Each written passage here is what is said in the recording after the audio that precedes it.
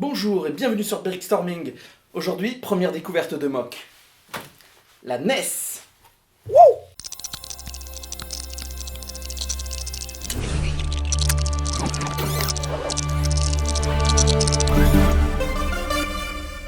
Donc voilà le bloc. Donc c'est solide déjà. Et vous pouvez noter que l'échelle est plus petite qu'une véritable NES. Là on est sur un rapport de 1 sur 1.4. La NES Mini qui s'est sortie il n'y a pas très longtemps est un rapport de 1 sur 2. Donc elle fait à peu près cette taille et la NES classique fait environ cette taille, voilà. Donc comme vous l'avez vu dans le titre, elle est fonctionnelle. Elle est fonctionnelle grâce au Raspberry Pi qui se trouve ici. Donc il s'agit d'un Raspberry Pi de type 3B+. Le 3B+ inclut le Wi-Fi et le Bluetooth, il me semble. Comme ça on peut la connecter à distance. Il suffit juste de brancher du HDMI et de l'électricité, voilà. Et vous avez besoin de mettre aussi un système sur une carte SD. Là le système que j'ai choisi c'est Recalbox. Recalbox ça va être un émulateur qui émule une centaine de consoles en passant par la Mega Drive, la PlayStation, la Dreamcast et ce qui nous intéresse ici, la NES. Voilà. Donc je vous mets un lien dans la description et un fiche si vous voulez avoir plus d'infos sur comment monter une Recalbox. Enfin, on a un port en façade, on a 4 ports USB ici. Donc logiquement vous savez qu'une NES normale n'a pas que 2 ports manettes, un ici et un ici. Le Raspberry Pi dispose de 4 ports USB, donc j'ai décidé de tous les relier pour pas perdre de port USB et au moins de pouvoir mettre 4 manettes si on veut jouer à un jeu à 4. Je sais pas si vous, par exemple, un jeu de PlayStation. Bon, côté esthétique, les boutons en façade, c'est du fake. Voilà, hein, ils servent à rien, c'est juste une petite brique lisse que j'ai fait tomber. Hop. Voilà, hein. Une brique lisse et là même la LED d'allumage, elle est fausse aussi parce que ça s'allume exactement par ici, me semble que la LED d'allumage. Non, elle est là, voilà. Les LED d'allumage sont là, donc je ne pouvais pas les raccorder ou faire quoi que ce soit. Bon, tant pis. Niveau couleur, bon, vous avez remarqué qu'il y a plusieurs niveaux de gris. Il y a surtout le gris clair et le gris anthracite que l'on voit ici et là. Mais surtout, dans le gris anthracite, il existe plusieurs tons de gris que Lego a sorti. Ça, c'est le gris ancien et ça, c'est le nouveau gris. Donc, c'est assez chiant. Donc, quand on n'a pas une bonne lumière, bon là, on a une très bonne lumière, donc on voit très bien la différence. Mais quand on construit et qu'on n'a pas une bonne lumière, on peut souvent se tromper et mal voir les pièces et construire un truc un peu comme ça, pas tip top. Donc, peut-être qu'un jour je le referai. Bon. Pareil pour le gris. Donc ça, il y a ce gris qui est le nouveau gris, et ça c'est le gris ancien. Et là, c'est encore un autre gris parce que c'est du méga bloc, comme celui-là d'ailleurs. Alors donc, je suis pas parfait, désolé, j'ai mis du méga bloc, je suis désolé.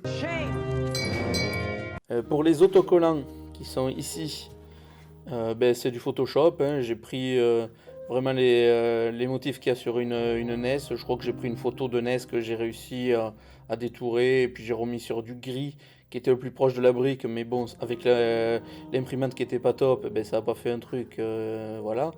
C'est pas tip top, mais bon, ça fait le taf, hein, comme on dit. Sur le dessus, donc j'ai choisi l'esthétique de laisser les tenants visibles. Je trouve que ça fait plus Lego. Euh, Parce que si vous la laissez sur un meuble devant la télé, je trouve que ça fait moins petit boîtier plastique. Et là, on reconnaît plus facilement que c'est une NES qui est fabriquée en Lego. Donc du coup, ça fait un petit cachet. Bon, c'est un choix esthétique, quoi. J'aurais pu la tapisser de tile lisse, mais ça aurait fait boîtier plastique nul. Voilà. Donc c'est un choix. Pour l'esthétique de l'espèce d'aération qu'il y a ici, bon, pareil, là on voit qu'il y a deux types de gris, anciens et nouveaux. Euh, Même il y en a qui sont assez sales et fatigués. Bon, j'ai fait avec ce que j'avais. L'aération aurait été peut-être mieux. Maintenant, je regrette un peu d'avoir fait système. Je trouve que c'était le système le plus simple. Mais il y a un système qui existe. Attendez, je vais vous montrer. Donc, petite démo de construction rapide. Vous prenez des briques comme ça, là. Je sais plus le nom que ça exactement. Et si vous la placez au milieu, comme ça, et qu'ensuite vous prenez une autre, que vous placez comme ceci, et ainsi de suite. Bon là j'en avais plus, mais vous voyez, ça fait l'effet une brique sur deux. Ça fait un petit escalier sympa que j'aurais pu reproduire sur tout le long ici. Tac, tac, tac, tac, tac. Mais bon, peut-être que je le ferai aussi si le même jour que je changerai ces briques là. Voilà, c'est un choix. Bon, alors il y a aussi une petite partie mécanique. Attention, voilà la mécanique. Wow, incroyable. Donc là, vous pouvez voir qu'il y a une petite cartouche insérée, donc pas la peine d'essayer de la sortir, elle est fixe. En plus, on voit même des petits câbles, des câbles USB qui se baladent à l'intérieur que j'ai fait passer par ici. Je crois qu'il fallait que je les fasse passer par là pour bien les bloquer pour que ces ports USB ne bougent pas. Donc voilà, c'est fait avec l'ancien système d'ouverture. Maintenant, c'est un système plutôt cranté qui existe. Même, je crois qu'il y a même un nouveau système un peu plus léger. Enfin, celui-là, je l'ai trouvé assez ressemblant à l'ouverture ancienne qu'on avait sur les consoles. Donc, je trouve que c'est très bien.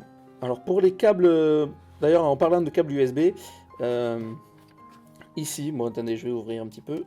Hop là, vous voyez que c'est des câbles USB que j'ai découpés pour l'intégrer le plus possible à la machine, parce que là en fait c'est bloqué ici. Bon, c'est pour ça que ça déforme un peu, parce qu'il y a vraiment 1 mm de trop. J'aurais peut-être pu découper légèrement un peu plus, mais après quand on insère un truc, ça peut avoir du jeu. Donc c'était le plus difficile à faire rentrer ces câbles USB. Je sais que j'ai pas mal galéré, mais voilà, le résultat y est, et ça fait propre, je trouve. Ça, j'aurais aimé aussi peut-être les mettre dans l'autre sens, mais c'était encore plus compliqué à faire tenir. Donc là, c'était la meilleure solution que j'ai trouvée. Si vous voyez une autre solution, enfin, c'était assez compliqué de tout rassembler à l'intérieur, quoi. Il y a beaucoup de câbles qui se baladent à l'intérieur, quoi. Comme ça, on peut rentrer un câble USB sans qu'il y ait tout qui pète. Vous voyez, c'est assez solide. On peut tirer, ça s'arrache pas, ça tient. Enfin, lorsqu'on retourne la bête, on voit un petit détail qui choque. Il y a des tenons de ce côté aussi. Ah, pardon le micro, j'ai shooté dans le micro. Il y a des petits tenons de ce côté. Et bien en fait, c'est parce que ces briques-là, je crois pas d'ailleurs qu'elles existent en inversé en deux, ou alors elles sont très rares. En tout cas, dans ce sens, elles sont plus simples. Donc en fait, elles sont comme ça.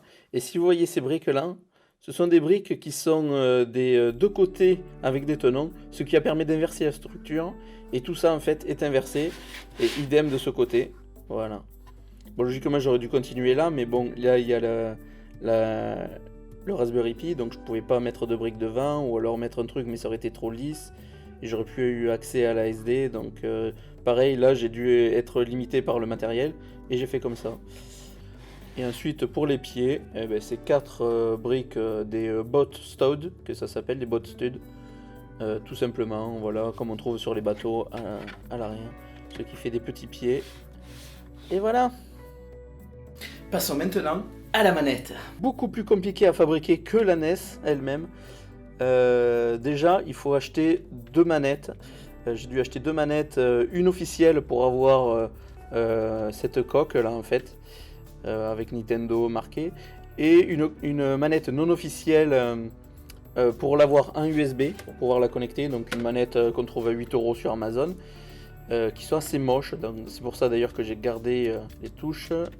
Et vraiment la texture des boutons, voilà.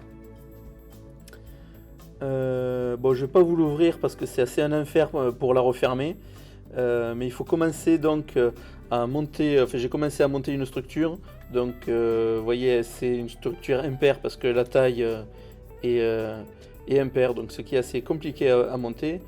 Donc vous voyez par exemple ici, on voit un petit peu des boutons qui restent pour pouvoir tenir la structure. Donc j'ai dû découper la manette qui ne marchait pas. D'ailleurs, j'ai acheté cette manette, elle a été rongée, le câble avait été bouffé par un chien ou un bébé, je ne sais rien. Putain, mais tenez vos gosses, quoi. Tenez vraiment vos gosses. Merde. Enfin, en tout cas, ça avait été bouffé. Et donc, du coup, elle était morte. Donc, j'ai pas eu de regret à la démonter. Mais là, du coup, j'ai donné un second souffle parce que, du coup, avec la structure, la petite carte qu'il y a à l'intérieur de la manette USB, je l'ai mis à l'intérieur et j'ai raccordé les boutons par-dessus. Et ça fonctionne super bien. Voilà, tout est maintenu par des petites plates d'or rail. Voilà. Bon, c'est assez discret. Je l'ai choisi le plus proche de la couleur qu'il y avait en dessous. Donc là, deux noirs et deux ici. Ça tient aussi légèrement par cette brique qui tiennent dessus. Je sais pas si vous voyez bien. Mais ça a été assez galère à faire maintenir tout ça. Le fermer, faire passer le câble dans cette brique trouée. Enfin, pas trouée, mais un pont. Pour que le câble puisse passer et qu'il ne s'arrache pas. J'ai dû faire aussi un système d'anti-arrachement du câble pour pas que tout s'arrache, quoi, tout simplement. Alors côté esthétique, on est obligé de mettre deux niveaux du coup de plates de ce côté. J'ai choisi un côté lisse d'ailleurs, parce que bon, contrairement au-dessus de la NES qui, elle, je rappelle, était tout en tenant. Mais pour tout simplement un confort de jeu, quoi. Parce que si vous jouez et qu'en même temps vous avez des studs qui vous rentrent dans les pouces, c'est pas hyper confort. Bon, là déjà, la manette, on peut pas appeler ça une manette hyper confortable vu les angles carrés. Mais bon, c'était exactement pareil sur la vraie, donc ça va. Donc voilà, rien d'autre à dire. Tout est fonctionnel, tout fonctionne super bien. Les touches directionnelles aussi. Hop. Il n'y a qu'à brancher sur un des ports USB. N'importe quel port USB fait l'affaire. Et c'est bon. Donc j'estime cette construction environ 500 briques. Donc avec un coût moyen de 10 centimes par brique. On est sur donc du 50 €. Auquel il faut ajouter le Raspberry Pi à 80 € environ sur Amazon. C'est le prix actuel. 8 € pour le petit boîtier. 7 € pour une manette. Bon, on va ajouter 10 € pour compter les pièces qui peuvent être rares, les autocollants, les câbles USB, et donc ça fait un minimum de 155 €. Donc si vous voulez la refaire chez vous, il faut compter 155 €. Voilà. Donc il n'y a plus qu'à brancher et c'est parti.